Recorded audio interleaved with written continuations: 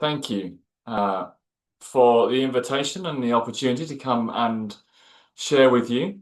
I have had a varying spiritual journey, which has included Celtic Christianity, as was mentioned, and I've had a few books published on that. If you'd be interested in knowing about those, then there's a page on my website, waymarkministries.com, on my books. The most obvious one to look at right now would be the Celtic Advent, which is a 40-day devotional book, which starts on November 15th. So just the right time to go and get that one if you haven't got it already and want to use it this year.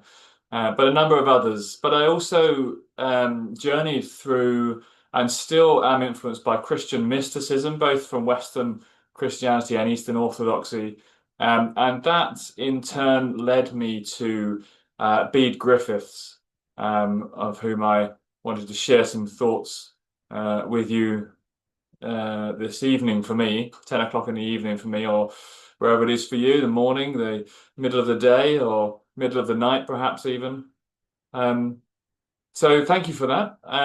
I will be sharing some thoughts and giving opportunity for response, hopefully by the time we get to the end for that. I would just wanted to give a promotion for if you wanted to learn some more about what I'm going to be talking about and sharing about. This is a fantastic place to start. This is a book about Bede Griffiths and his Interfaith, an introduction to his interspiritual thought by Wayne Teasdale. This is a really good book to start with to learn about Bede Griffiths and his his interspiritual work. Or if you want one by him that does the same thing, I would start with Return to the Center. That would be my suggestion for where to start with that. So if you would allow me, I wanted to start my time with you today with one of the Sanskrit chants that you will hear at the ashram that Bede Griffiths was at, which I'll talk about in a moment. And I wanted to end with one as well at the end of the time. So I'm just going to share it on the screen. So this is a picture of Bede Griffiths, if you don't know who he is, and you haven't seen him before. And I'll bring an introduction to him before. So this is a very traditional chant to begin any gathering, any meeting, any kind of sacred context with. And it's really an invitation to open ourselves up to that great divine reality. The translation in English is at the bottom of the screen. Om is for those who don't know or want to be reminded, the kind of the sacred sound that opens us up to the greater reality, the divine reality that is. And the rest of the chant, the Sanskrit at the top, which we'll be chanting in a moment, the translation is simply salutations to the light, which is present in the earth, the sky, and that which is beyond. Let us meditate on the glorious splendor of that divine giver of life, and may he illuminate our meditation. So this is a very simple chant. So please join in. If you don't already know it, please join in. If and when you pick it up, I'll go through it a few times before we start.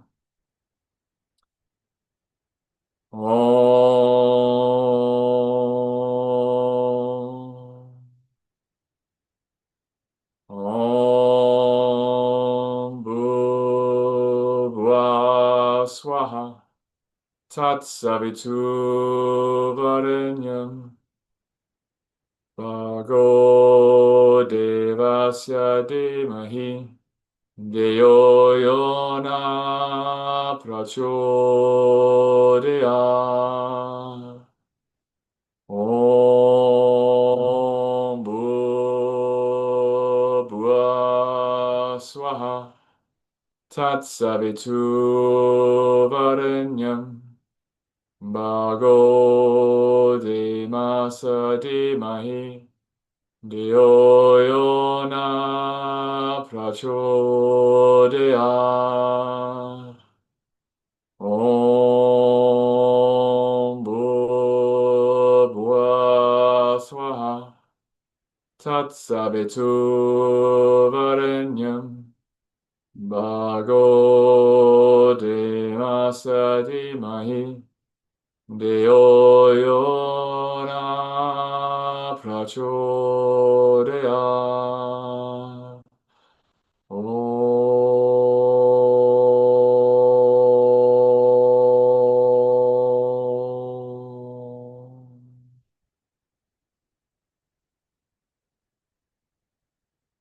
My journey into Bede Griffiths began with my expansion of my understanding of the divine through studying Christian mystics.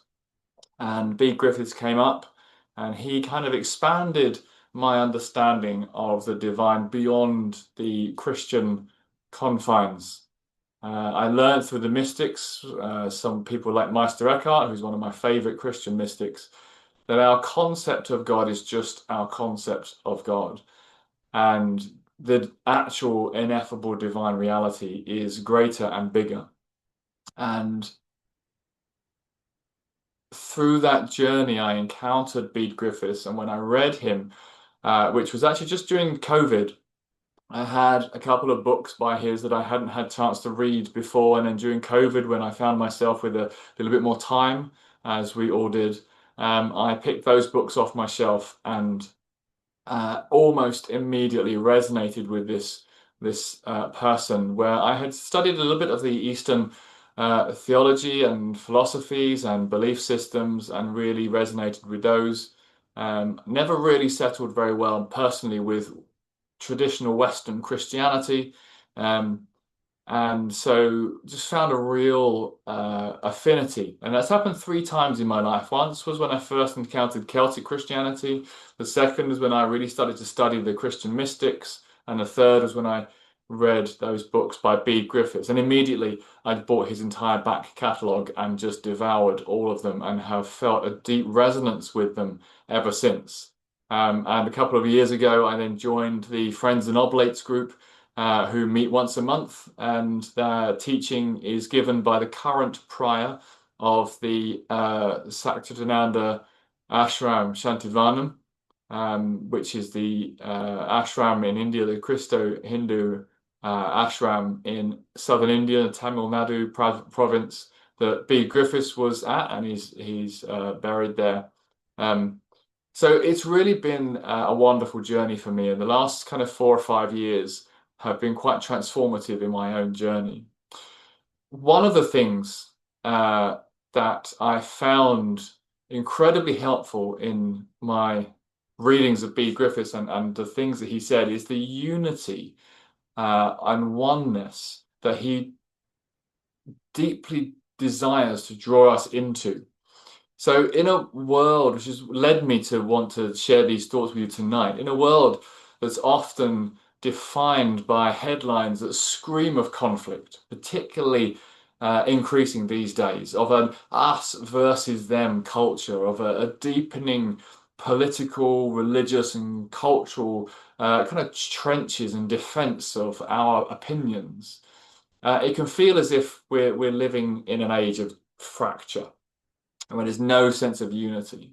We feel the strain of these divisions, not just out there in the world, in the news, but actually sometimes within our own communities and maybe within our own hearts as well.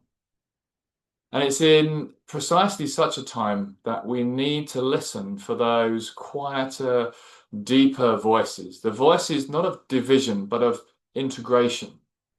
And in my opinion, humble opinion, one of the most compelling of those voices belongs to a man who was born in England in 1906 as Alan Griffiths, but who the world came to know through his Indian name, Swami Dayananda, and in the West simply as Bede Griffiths. He took on the name Bede in his monastic terms. He became a Benedictine monk in England, first of all, and then moved to India.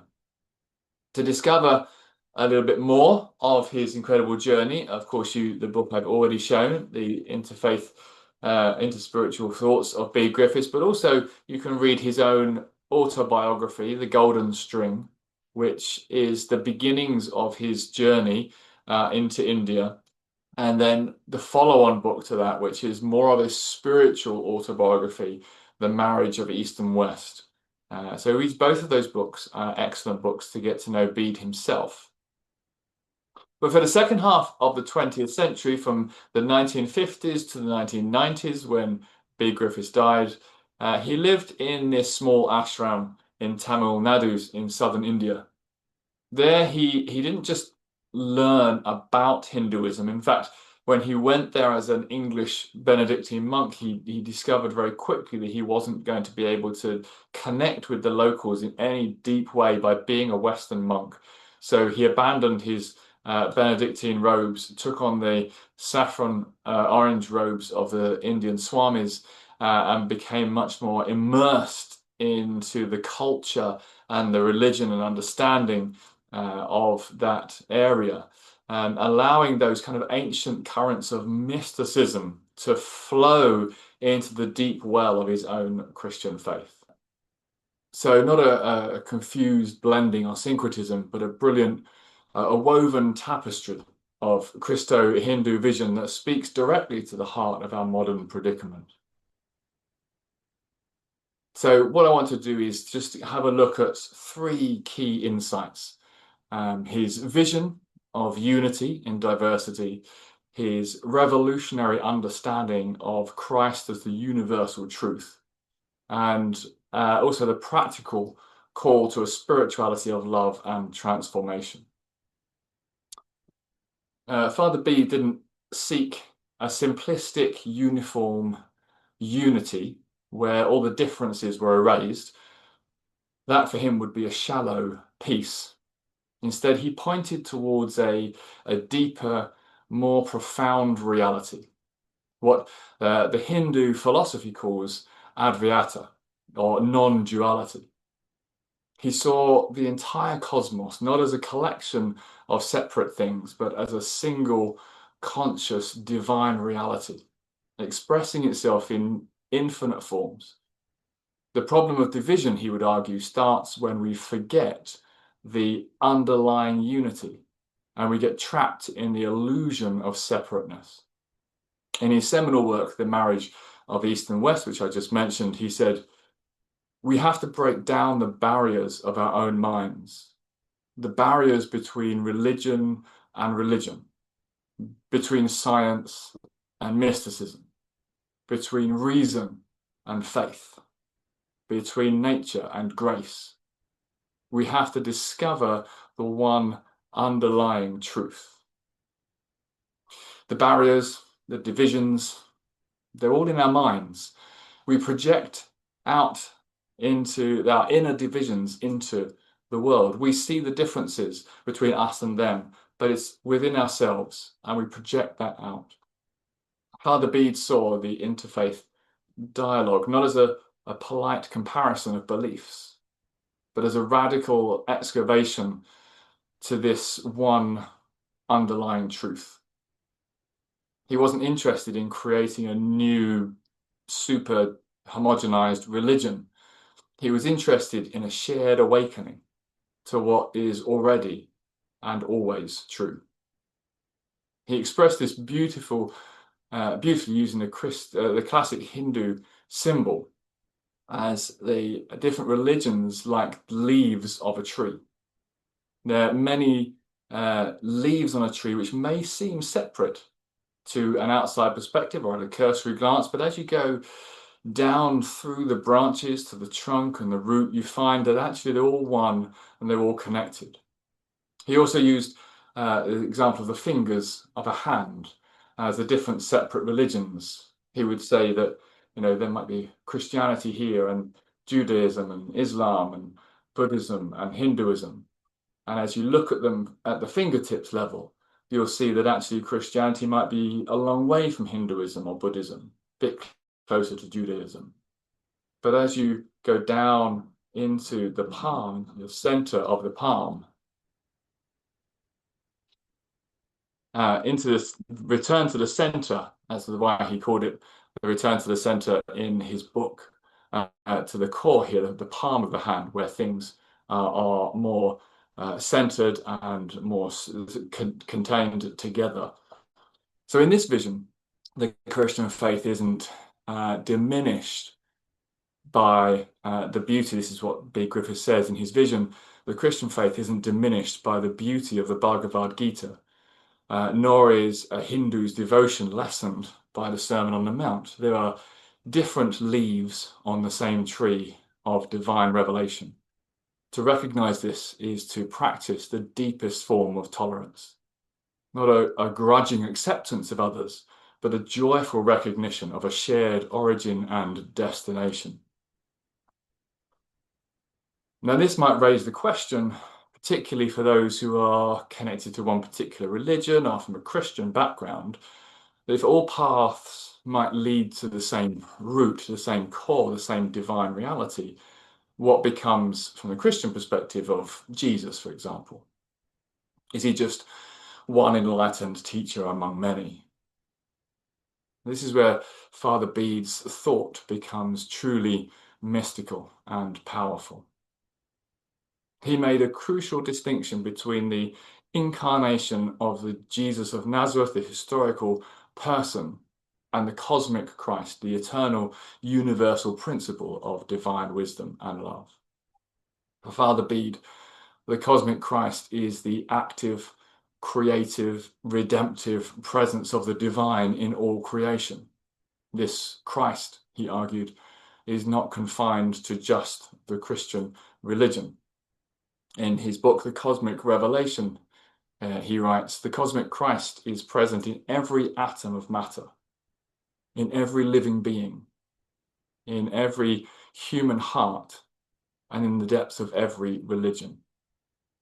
The historical Jesus is the manifestation, the avatar, the incarnation of this cosmic Christ in a human person at a particular point in time, at a particular place on the planet. This is a breathtaking expansion of Christian theology. It means that when a Hindu mystic experiences union with Brahman, or a Buddhist perceives the boundless compassion of the Buddha nature or the Buddha consciousness, they are, in Father Bede's view, encountering the same radiant reality that Christians name as the cosmic Christ. The historical Jesus is the ultimate personal and definitive embodiment of the universal principle for Christians, but the principle itself is everywhere. He saw this as the fulfillment, not the abandonment, of Christian faith. He believed that by engaging with the tradition of Hinduism and the culture he was in, he was actually recovering a lost mystical dimension of Christianity. He said, "I see the hand of God in Hinduism. I see Christ coming to me through the Vedanta. I believe that the meeting of Hinduism and Christianity is destined to bring about a new integration of truth, which will have profound consequences for the whole world." So for Father Bede, the journey to India was not a departure from Christ, but a pilgrimage into the heart of the cosmic Christ, who he discovered was already there, waiting to be recognized in another name. He described it as discovering the other half of his soul. Now, all of this kind of beautiful mystical theology and understanding would just be an intellectual exercise if it didn't lead to a transformation of the heart and how we live in our own lives. Father Bede's vision is ultimately a call to a very practical spirituality. The goal of realizing non-duality is to erase the false boundary between the self and the other, between the natural. It's the inevitable fruit of the realization of total love. In the same divine consciousness, we're looking out of the eyes from my own into yours. So therefore, to harm myself is to harm you is to harm myself. To love you is to love the divine in its other form, which is yourself. This is the foundation of true tolerance and understanding. Moves us from a mere coexistence to active communion. Father Bede reminds us the whole purpose of life is to discover this ultimate reality, which is love. And love means going out of oneself to the other and ultimately discovering the other in oneself. The practice then is to actively look for that one light shining in the eyes of everyone we meet. We can firmly hold on to our own particular leaf in the tree, in our tradition, our culture, while remaining joyfully connected to the branches, the trunk, and the roots that we share, being rooted in the ground of being. It's to listen for the one truth speaking through the sacred texts. In the Ashram, they use the Bible for their morning studies and the Upanishads for their evening studies. Father Bede stopped living his physical life in 1993, and his body is buried at the Shantivanam Ashram in southern India. But his message perhaps is more urgent now than ever. He offers us a map for a deeper adventure, not an adventure of geographical travel, though that might help, but an adventure of consciousness. He invites us to move from the ego's fortress to the heart's open field. He challenges us to see the face of the cosmic Christ in all others, to hear the voice of the one truth in all prayers and statements of different faiths. In a world intent on building walls and divisions, he calls us to build bridges, not out of a weak relativism, but out of a profound conviction that in the end, there is just one great divine reality. The time has come, he says, when we have to go beyond the divisions of religions and discover the common truth at the heart of all. My prayer, my desire, is that more people have the courage to take up this call.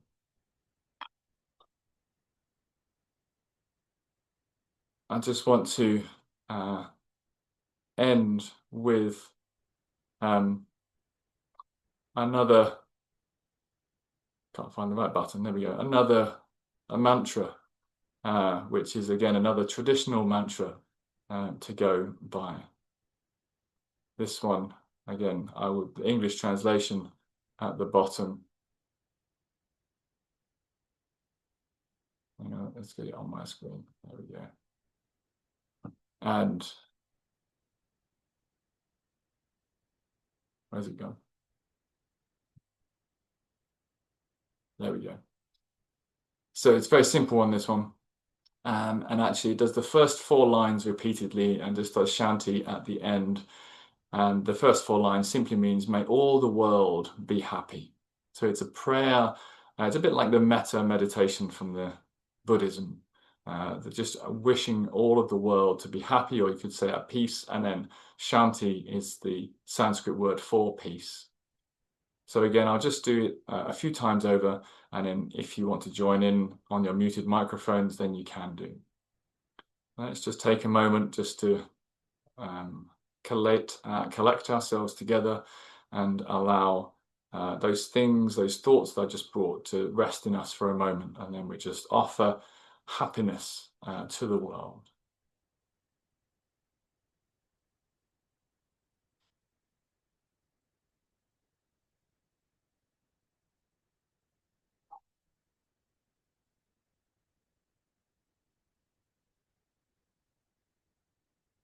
Loka samasta skinu bhavantu. Loka samasta skinu bhavantu. Loka samasta skinu bhavantu. Loka samasta skinu bhavantu.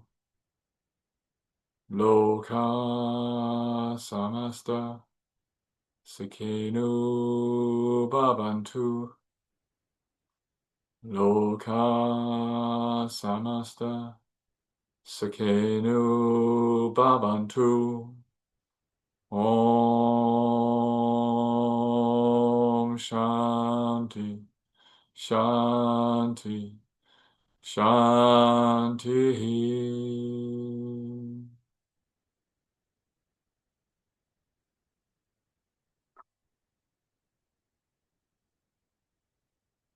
Thank you.